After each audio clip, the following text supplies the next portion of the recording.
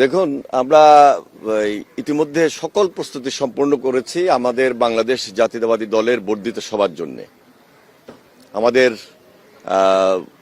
তৃণমূল পর্যায় থেকে সকল নেতৃবৃন্দ আসা শুরু করেছেন এবং ভারপ্রাপ্ত চেয়ারম্যান জনাব তারেক রহমান তিনি 11টায় আমাদের এই মঞ্চে উপস্থিত হবেন স্কাইপের মধ্য দিয়ে।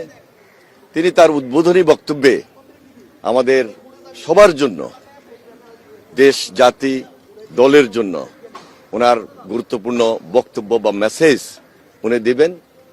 আমরা প্রত্যাশা করছি আমরা সুদৃঢ় ঐক্যের মধ্য দিয়ে সামনে আমাদের দলকে এগিয়ে নিয়ে যাব। আমাদের সামনে যে কাজগুলো সেই কাজগুলোকে আমরা দায়িত্বশীলতার সহিত সম্পন্ন করব। আপনারা জানেন যে ফ্যাসিস্ট বিগত 15 বছর আমাদের উপর যে অত্যাচার করেছে, নির্যাতন করেছে, গুম খুন, আমরা আমাদের অনেক নেতাকর্মী তার শিকার হয়েছে, জেল খেটেছি। না, এটা বর্ধিত সভায় ইটস এ কনভেনশন।